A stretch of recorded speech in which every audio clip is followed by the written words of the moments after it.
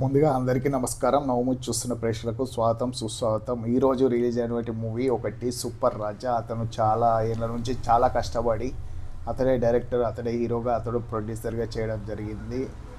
అది చేసింది ఒక ఎత్తు అయితే దాని సినిమాలు రిలీజ్ చేసి ఎలా ఉంది తెలుసుకోవడం, అతను చేస్తున్న ప్రమోషన్ కూడా చాలా బాగా నచ్చింది నాకైతే.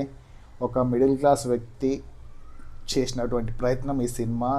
దీని రివ్యూ అని నేను అనడం లేదు, మనం అతను అప్రిషియేట్ చేయడం జరుగుతుంది. ఎందుకంటే సామాన్యమైన విషయం కాదు. ఈ ఒక సినిమా తీసి రిలీజ్ చేయడం అంటే చాలా ఖర్చుతో కూడుకున్నటువంటి విషయము.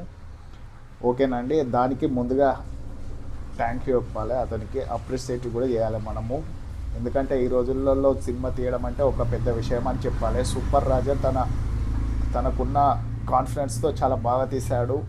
అయితే ఈ స్టోరీ ఏంటంటే ప్యారడైజ్ నుండి శంషాబాద్ వరకు మధ్యలో జరిగే ఒక మోటో బ్లాగ్, అది మూవీ స్టోరీ అండి.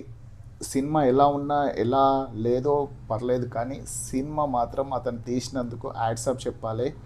దానికి ఈ సినిమా మనం ఒక్కసారైనా చూడాలి. సింగిల్ టేక్తో మంచి ప్రయత్నం చేశాడు.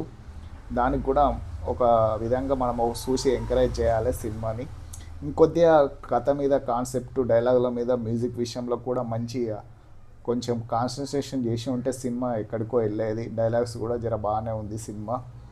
ఓకే అండి, thank you very much. Super Raja మీరు నటించినట్టు మూవీ చాలా బాగుందని అనుకుంటున్నాను నేనైతే.